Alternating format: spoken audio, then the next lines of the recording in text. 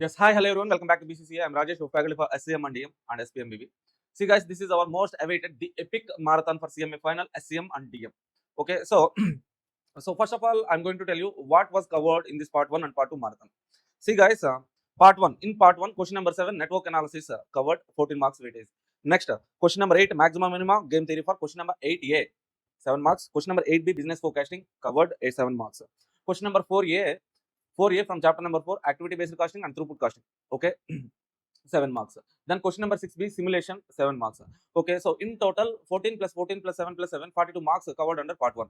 Coming to part 2 of this particular marathon. Okay, so question number 3, transfer pricing, target costing, asset life cycle, product life cycle, product probability in decision making.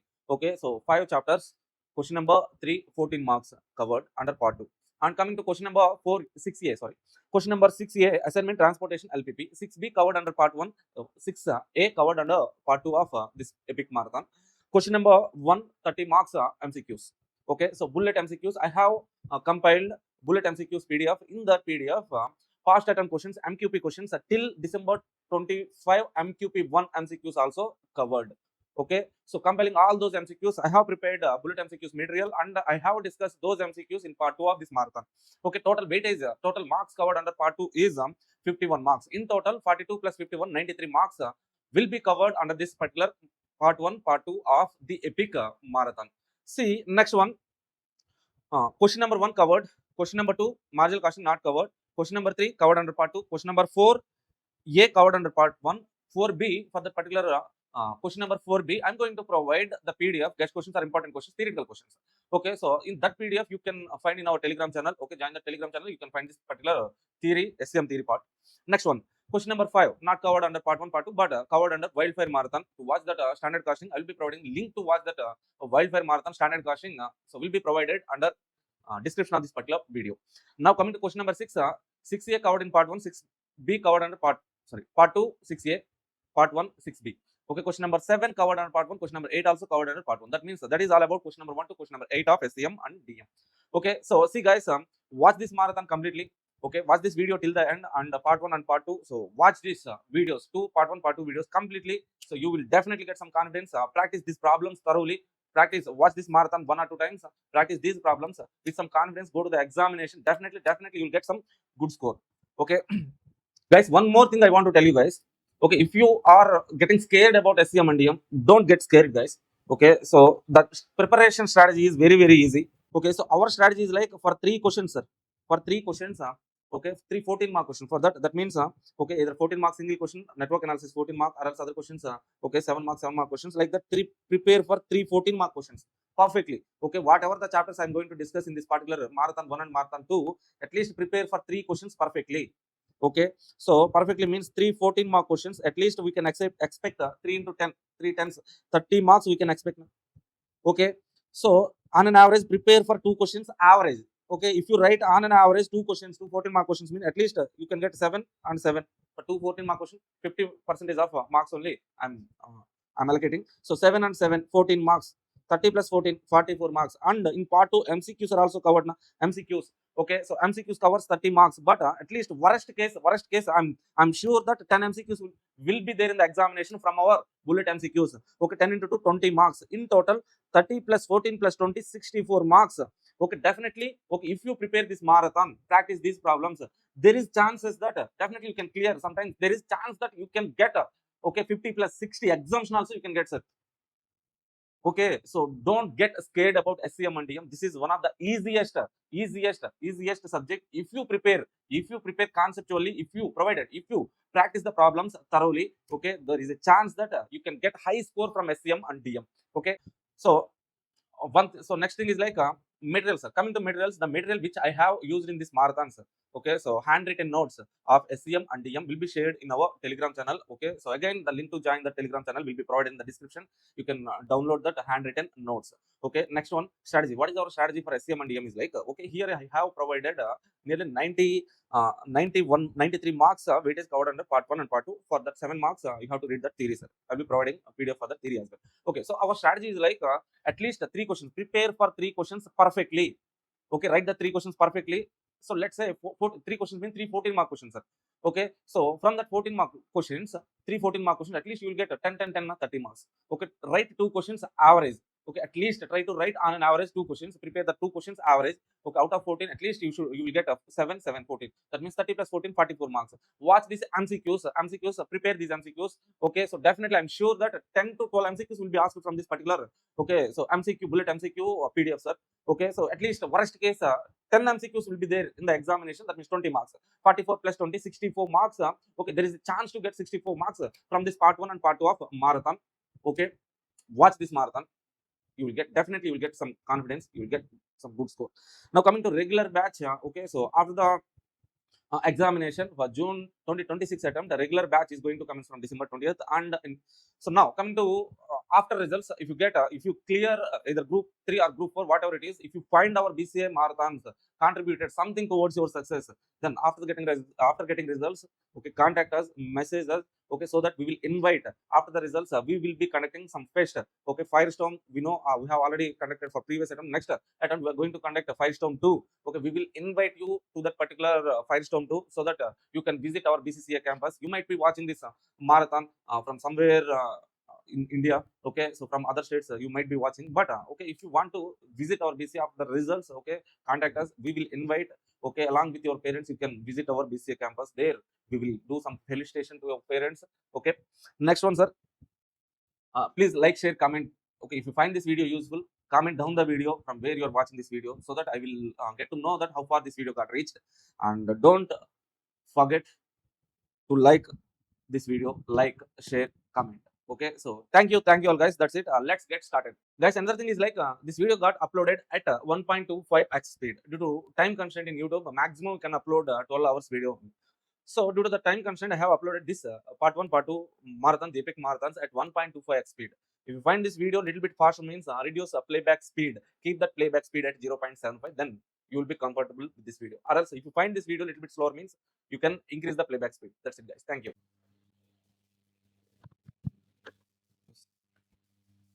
Yeah, good morning, all of you.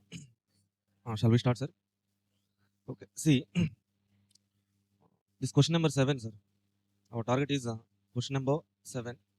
Most probably for this particular question, they have been asking chapter number 11, network analysis only. See, in recent June 25 attempt, they have asked program evaluation review technique. December 24 exam, crashing.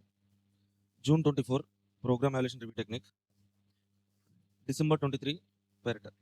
Okay, so if you observe from June 24, PERT, December CPM, PERT.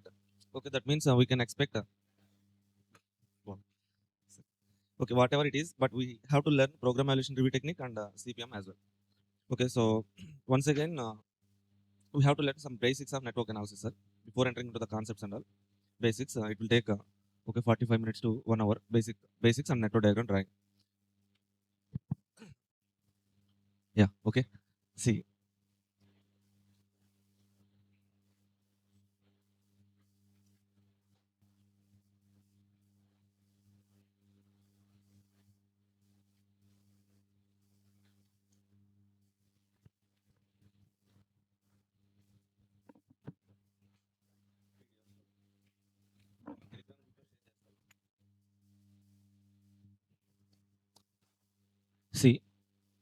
network analysis. Okay, nothing but project management, sir. Okay, here we discuss about project only. So all the techniques in DM are for product management only. Product means product cost minimization or else revenue maximization. All the chapters in DM or SCM talks about product, but this particular chapter talks about project. What is the basic difference between product and project means? Okay, what is the basic difference, sir? Product, it will take lesser resources, lesser time. Okay, but for project, it will take huge resources, huge time.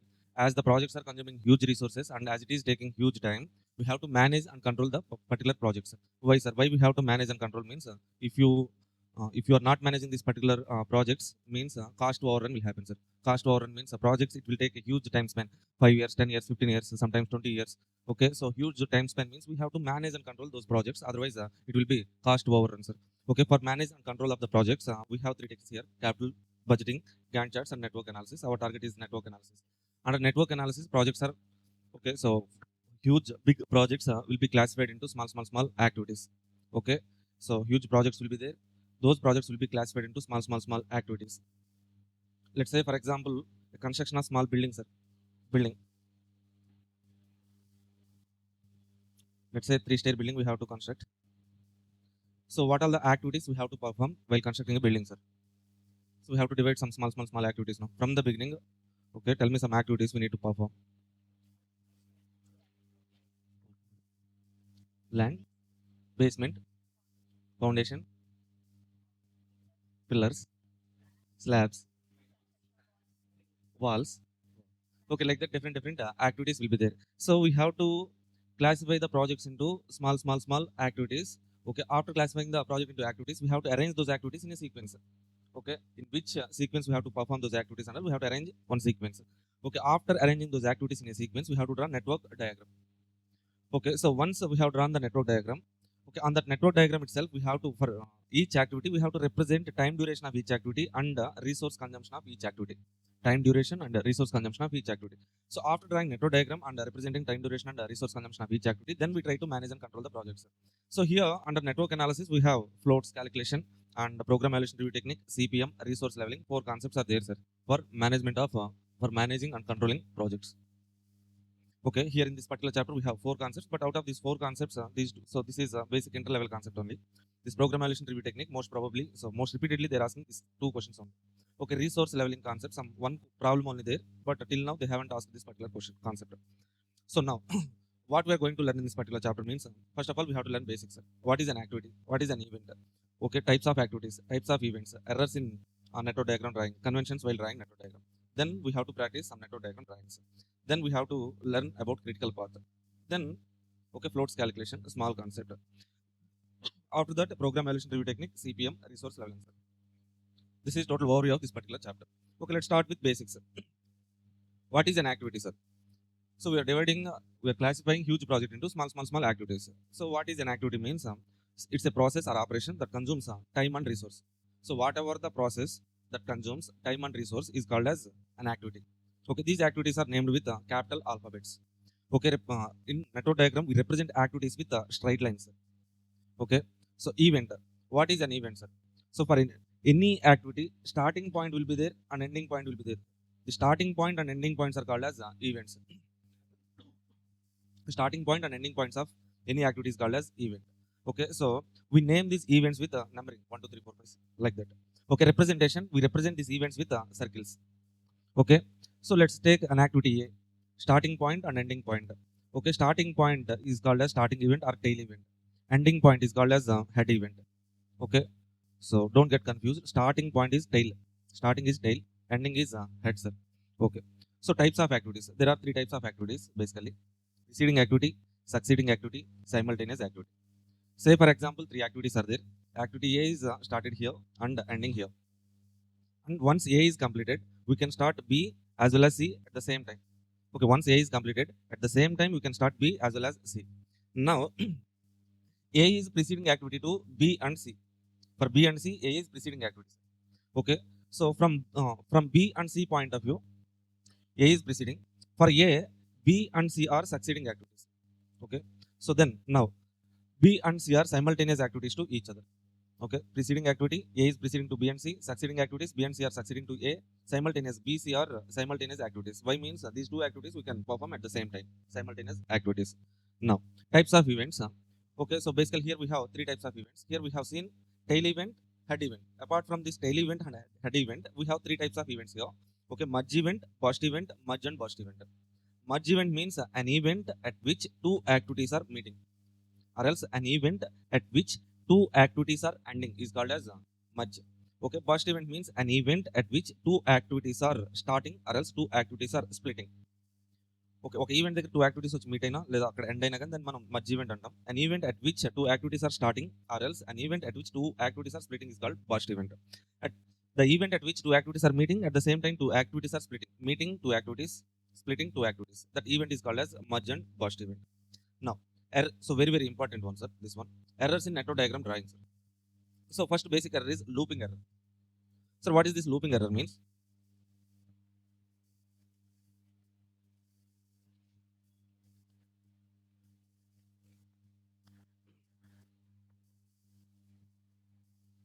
looping error, sir. Say for example, activity A is started here. Activity A is starting here and ending here. Once activity A ends, we can start B. Once B ends, we can start C. Say for example, now we are connecting C to the start point of B. Okay, what will happen, sir? Once A ends, B can start. Once B ends, C can start. Once C ends, again it is getting connected at the starting point of B. At this point, again B will start. Once B ends, C will start. Once C ends, B will start. Like that, okay, project will not end in the loop. All the activities will be performed in a loop. There is no end point, sir. Okay, so that's why.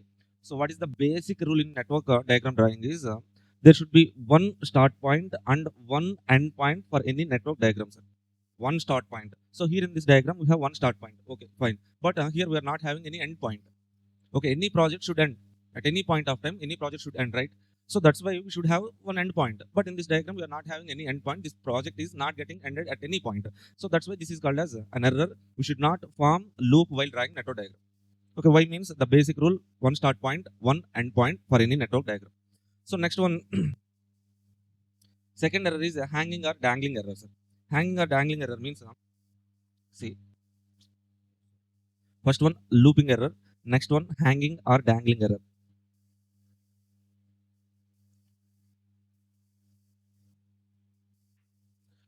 Say for example, again activity A, after A ends we can start B, at the same time we can start C. Okay, activity A is starting here and ending here. Once activity A ends, we can at the same time we can start B as well as C. Okay, now what is our basic rule, sir? A project diagram, a project should have one start point. Yes, we have one start point. It should have only one end point. But here we have two end points. The question is where this particular project ends.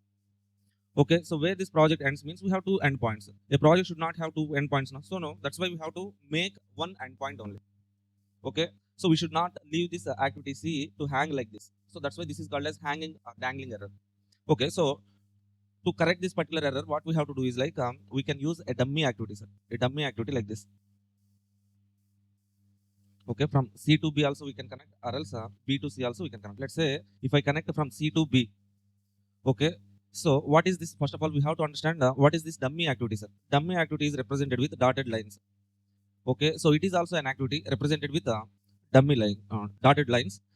What the meaning it gives means dummy activity consumes zero resources, zero time, zero resources. That means it is consuming. So within no time, zero time. So once C ends here, within no time dummy is getting connected here. That means indirectly C also connected here.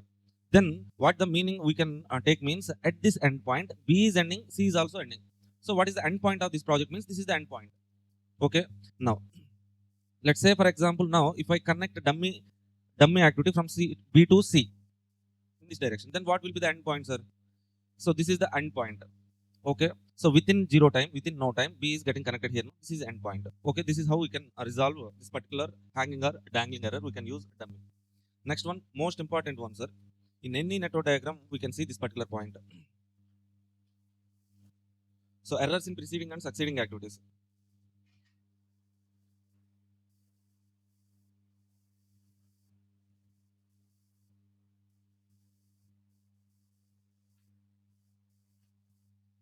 Okay, so please read this particular example, sir.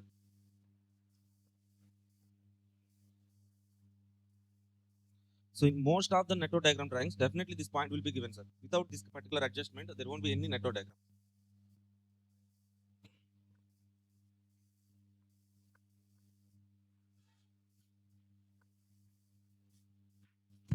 See here, what is this example, sir? First one, A is first activity. Okay, after A ends, B can start. After A ends, C also can start. Okay, after B ends, E can start. After B and C both ends, then we can start D. Now let's draw network diagram. A is first activity, no? Okay, so how we can draw activity means first of all we have to take one straight line, start point, end point. This is activity A, sir. Okay. After A ends, this is end point of A. Once A ends, we can start B. At the same time, we can start C. So I'm drawing like this. One is B, another one is C. Okay. Next point is okay. After B ends, E can start. Okay. B's end point is this one. Here I can start E. I have drawn E like this. Okay. So next point, final point is after B and C ends, we can start D. Okay, so as I have already drawn E here, now I am taking D here, sir. Okay, so B and C ends. Okay, if I draw D like this, okay, D is having only C as preceding activity. But here in the question they have given for D, B and C both activities should be the preceding activities. So to give that meaning, what we have to do, sir? We have to use a dummy. In which direction I have to draw dummy means if I draw a dummy from C to B, what will happen? Then activity E will have B and C as preceding. Activity E will have B and C as preceding activity. But in the question, D should have B and C as preceding activity, no? So that's why we have to draw dummy from B to C. Okay, if I draw dummy from B to C, so immediately after B ends, a dummy is getting connected from this point to this point. That means B ending here as well as through dummy B activity B is also ending here. That means at this point C end point through dummy B is ending and C is also ending. At this point B ending, C ending. So D can start. So now as per the diagram, D is having B and C as preceding activities. Okay, are you getting that point? Any other error? Two endpoints. Okay, so to resolve this error, what we can do, sir? Here we have many alternatives. From E to D, I can draw dummy. Or else D to E also we can draw. Or else, okay, so we can take two dummies and connect like this. Or else, we can connect these two activities like this. Okay, even if you use a dummy, one dummy activity or else two dummy activities, also fine, correct only. Not an issue. You can use dummies as per the requirement. Okay, are you okay with this one, sir? Any question? Okay, most of the questions, this point will be there. Now, let's go to the convention, sir. So three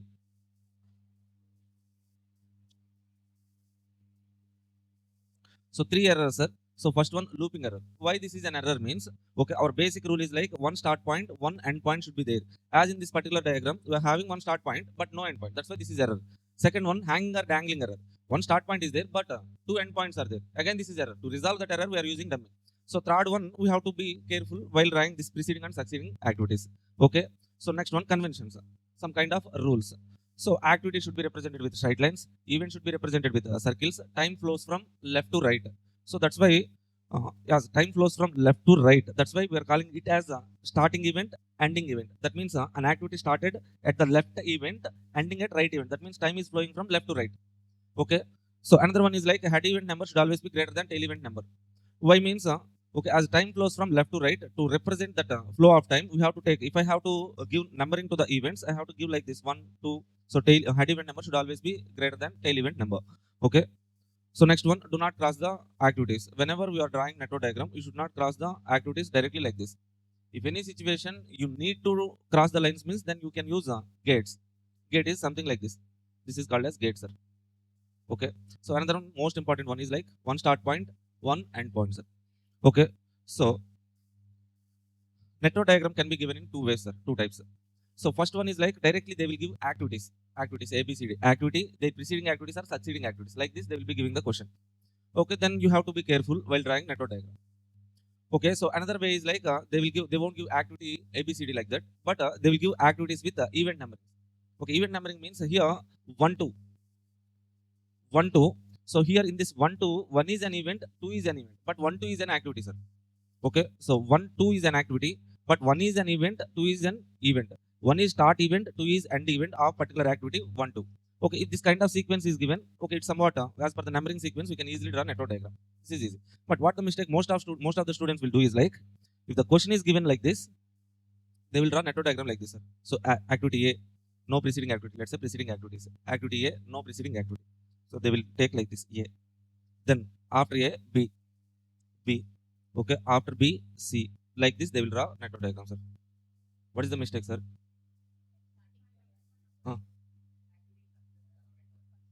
Exactly. Okay, see, A means an activity, but if I represent A like this and circle it means that is an event. Okay, so this is the this is the basic mistake many students are making, sir. Okay, A is an activity. You have to take a straight line, name it as A, start point and end point. This is A.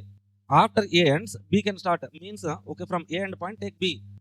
Like this activities we have to take. You should not circle A, B like this. Okay. This is some basics, sir. With this basic introduction, we can practice some network diagram drawings. Okay. Go to the workbook and take some problems. Let's practice some basic problem. Easy problems.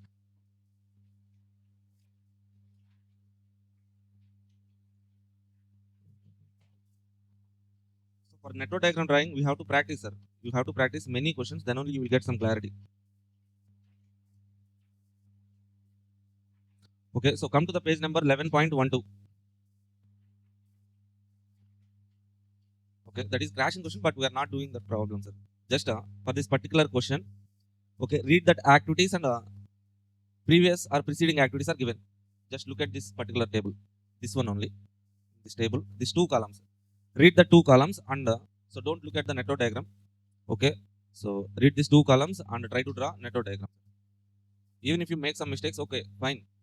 Okay, we can practice, but try to draw network diagram.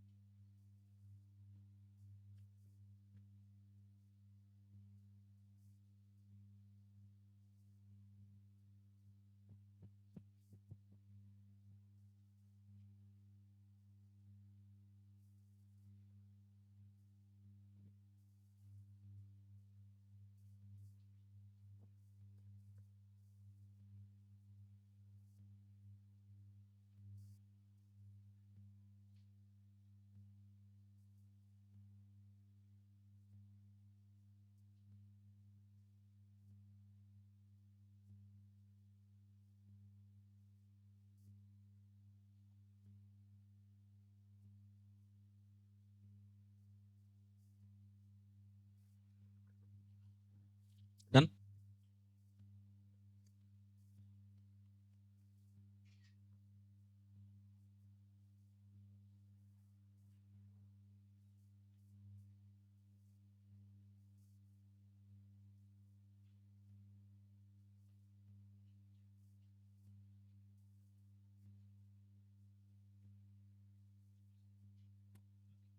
If you see in this particular question, activities and preceding activities are given.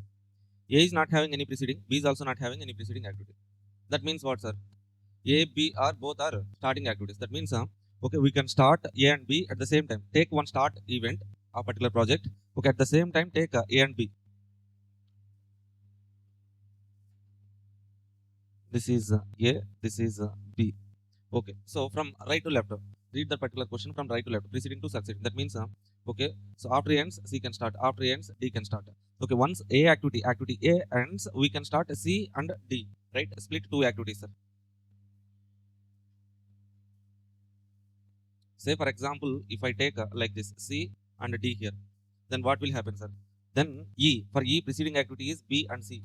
Now we have to connect B and C to draw E. Okay, B is here, C is here. Okay, we cannot connect now, so that's why we can take D here, C here. Now, so after B and C both ends, so we can connect with dummy. C and B both ends, E can start. We can take E like this. Okay, you can use dummy. Or else if you don't want to use dummy, you can draw C like this, sir. Directly you can draw C like this. Okay, then D. Next one, finally, sorry, 1 minute. This is A. Finally, we have which activity, sir? F. After D ends, we can start F. Okay, draw F like this. Now we have how many endpoints? 2 endpoints. To resolve the error, we can connect dummy like this. Okay, or else what we can do, sir? Directly connect F here like this. Okay, even if you use dummy, also fine. That is not wrong. We can draw like that. Or else you can connect E directly to, if you draw F like this, you can connect directly E to here. Diagram shape is not important. Okay, so satisfying all those conditions, preceding and succeeding, all those conditions are important, sir. Now, let's go to the first question. Second question. Go to the second question. Question number 2. Okay, so this is some kind of lengthy question, but okay, worth, sir.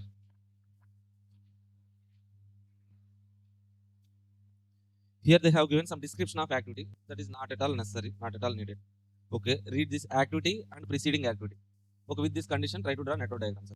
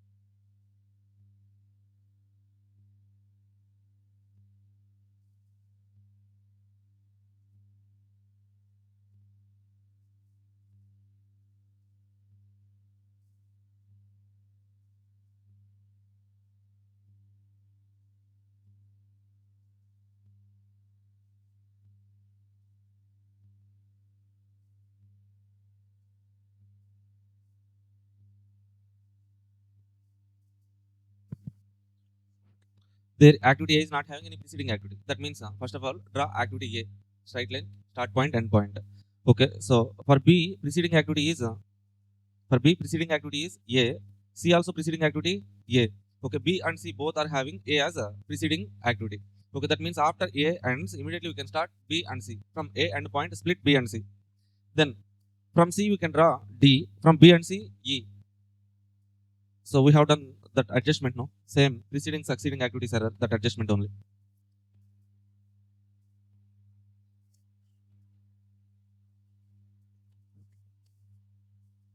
Okay. Take first activity A like this. Activity A. Once A ends, we can start activity B, activity C.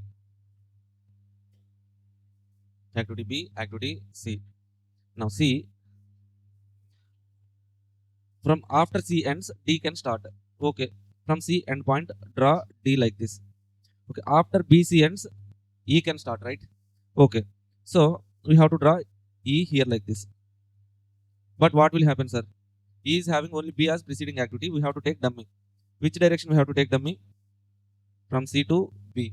Now, so first condition A is first activity, satisfied. After ends B can start, satisfied. After ends C can start, satisfied. After C, D, satisfied. After B and C, E, satisfied. Next one. After D and E, F. See here. After D, activity D and E, both ends F can start. Only after E ends, G can start. So first of all, if you draw this particular G, it would be better. Okay, after E ends, draw G activity. After E, G.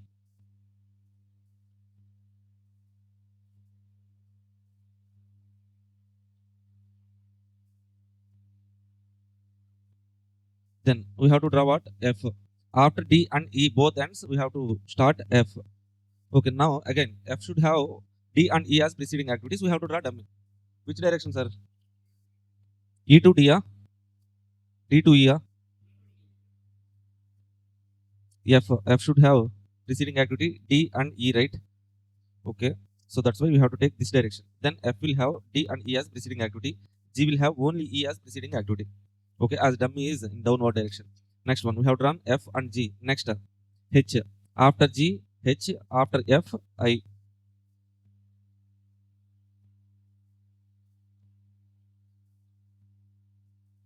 So next one, J. So after I and H, both ends, J can start. Okay, that means what, sir? We have to connect I and H to start J. What we can do? One thing, we can draw dummy. From this dummy, we can draw J like this. Okay, after J ends, K can start. Yes, you can draw K. Okay, without dummy also we can draw. How to Draw without dummy means okay,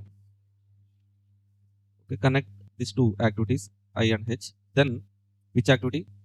J. After J ends K. That's it. Okay, this point is important one, sir. It's dummy direction, very very important one. Now, let's go to third question.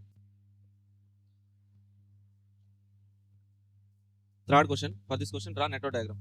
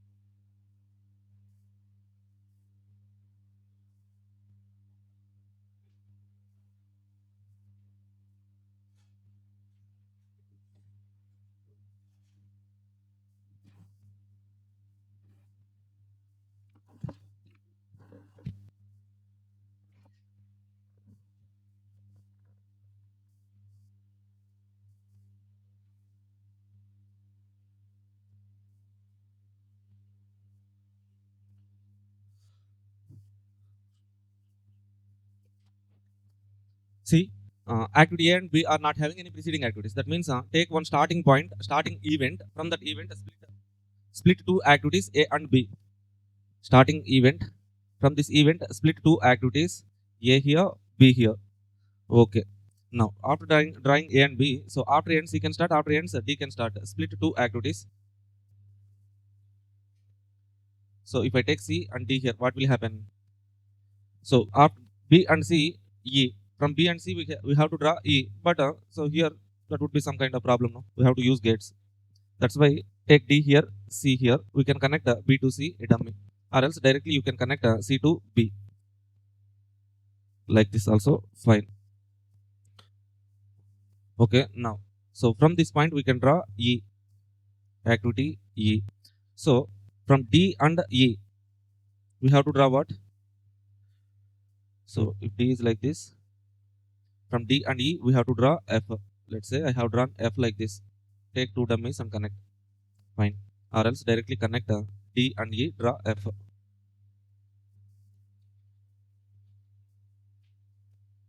Can I connect like this? Okay. So activity A, B, C, D, A, B, C, D, E, F. Now represent time duration of each activity. So time durations are given for activity A. What is the time duration? 16. Write that 16 here. 16. For B it is 20. For C it is 8. D how many days? 10. E 6. Okay. F 12. Now next point is critical path. How to calculate a critical? How to identify critical path and how to calculate the critical path duration? How to calculate project duration? Okay. So what is critical path? Shortest path.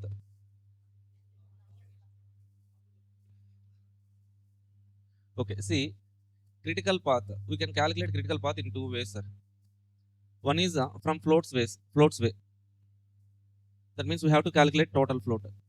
Okay, so this I will explain. But easiest way is like okay, so identify all paths. Okay, calculate the duration of each path, time duration of each path. Then the path which is having highest time duration is critical path. Okay, here we have to write all possible paths. So what is a path means? From the starting point, this is the starting point. This is the ending point. From this starting point to this end point, how many ways we can reach? Okay, so write all those possible ways. Take directions. See now. Okay, what is the first possible path, sir? A, D, F. A, D, F. Next one, A, C, E, F. A, C, E, F. Okay, B, E, F.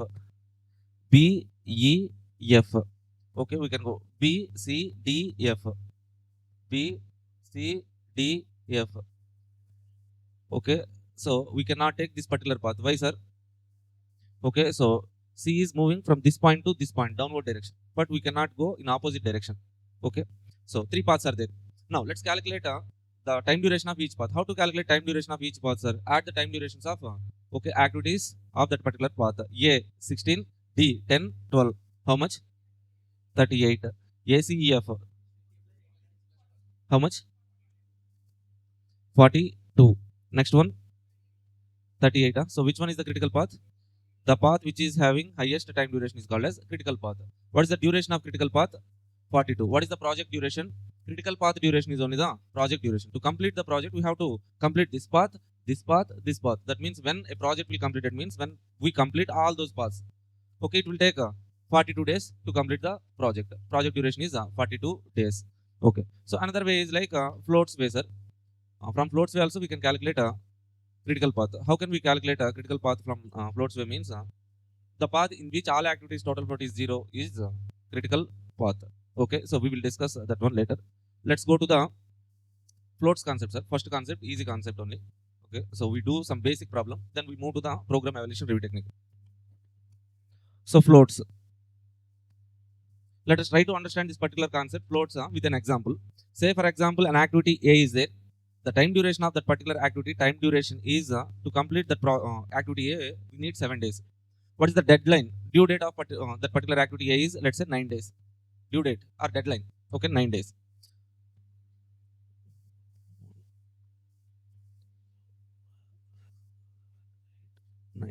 Now, so activity A, time duration to complete that activity A, we need 7 days. Okay, so we have due date or deadline till 9th day. So what we can do is like first thing, I can start activity A now itself. Now itself means on spot we can start activity A. Then that will be completed by 7 days. Okay, 1 day, 2 days, 3, 4, 5, 6, 7 days. Within 7 days we can complete activity A. Okay, so this is starting point, this is ending point.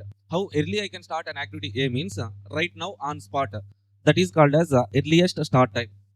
How early we can start an activity A means now, right now on spot, 0th time. Okay, so if I start early, I can finish early. Okay, earliest start time plus time duration. Earliest start time plus time duration, 7 days. Okay, I will get earliest finish time, that is 7 days. Earliest finish time. How we can calculate that earliest finish time means earliest start time plus time duration. What is that? Earliest finish time means how early we can finish an activity. If I start early, then I will finish early. Okay, so as the deadline is till 9th day, I can start the activity A on 0th day and complete it by 7th day. Okay, then we can take 2 days of rest. Chill for these 2 days. Okay, or else what we can do, sir? Okay, we have to complete the activity A by deadline or due date. Okay, so the 2 days of break is there, rest is there. The 2 days gap I can take now itself. That means I can start activity A after 2nd day and then I can complete it by 9th day, right? Okay, see, so what is this 2 days gap itself? I can take now itself. I can start activity, this particular activity A on which day, sir? 2nd day, and complete it by 9 days, 9th day. Okay, see, what is the 2nd day? So 2nd day means this is a latest start time, sir. Latest start time. What is latest start time means? How late I can start an activity. How late we can start an activity means, okay, 2 days of gap is there. The 2 days, okay, we can take the 2 days break now itself and I can start activity on 2nd day. So that means, okay, if I start on 2nd day, time duration is 7 days, 2 plus 7, 9. This is called as latest finish time. Sir, what is latest finish time means? How late we can finish an activity. How late means maximum till deadline or due date. Okay, or else how we can calculate this LFT means latest start time plus time duration. Here we can calculate LST from LFT as well. if I know the LFT, how can we calculate this LST? Means LFT minus time duration, we can get LST. Okay, so generally we fix this LFT first, then we calculate LST. Okay, if I know the due date or deadline, latest finish time, from latest finish time subtract time duration, we can get LST. Now here we have this 2 days gap, or else here we have this 2 days gap is there now. The 2 days gap is called as a float. So now this is called as actually total float, sir. Total float. Sir, what does it mean by total float, sir? Total float means how many days we can postpone an activity without affecting due date or deadline.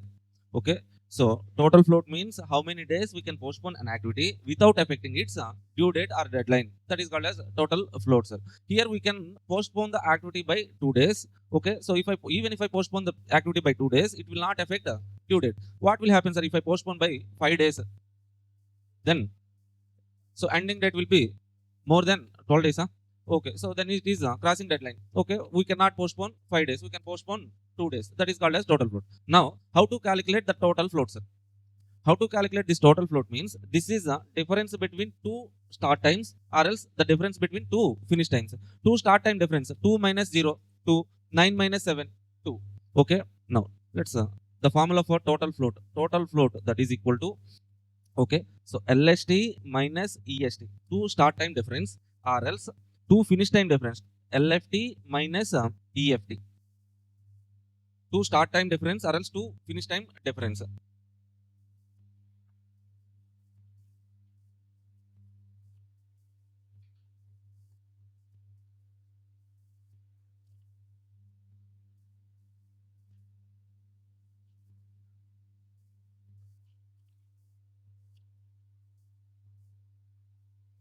No. Okay, so to calculate total float, what we need, sir? 2 start times or else 2 finish times. That means if our target is to calculate total float, we need okay, EST, EFT, LST, LFT, LFT. Okay, so to calculate total float, we need these 4 timings. So now, how to calculate this EST, EFT, LST, LFT means for that we have to do forward pass and backward pass. Forward pass and backward pass. Okay, so what is the process to calculate total float means? Step 1, do forward pass and backward pass, then calculate EST 2 start times, 2 finish times, then finally calculate total float, sir. Step 1, step 2, step 3. Now, to do this particular forward pass and backward pass, what we have to do? We have to draw network diagram. Okay, as we have already drawn for this particular question number 3. Okay, so question number 3, we have drawn network diagram. Okay, on this diagram itself, let's try to do forward pass and backward pass. Okay, are you okay with these 3 steps? Forward pass, backward pass. So in forward pass, we write E value. In backward pass, we write L value, sir. Okay, generally, let's say this is an event 1. On this event 1, for each event, we write E value and L value. Okay, take this event like this. On that above that event, or else at that event, we can write E value and L value like this. Or else in some particular materials, they will be giving this particular event like this. Yeah, I'm not getting circle. Yeah, circle. So 2 offs. Okay, here we can write okay, event number, 2 offs, E value, L value. Like this we can write, sir. Different notations will be there, whatever it is. If you have drawn event like this, on that event you can write E value, L value. Now, so let's start with forward pass. Forward pass procedure.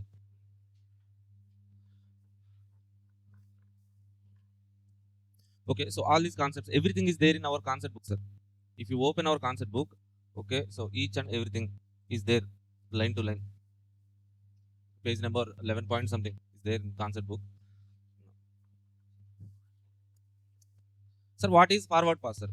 Forward pass is a procedure. In that procedure, what we calculate, sir? We calculate E value. Sir, what is this E value, sir? E value, later we take it as EST, earliest start time. We write E value. So, what is this E value means? Okay, for each event, sir, at each event of network diagram, we write E value. This E value, we take it as EST. Okay, how to calculate this E value? What is the procedure? What is the process of forward pass means?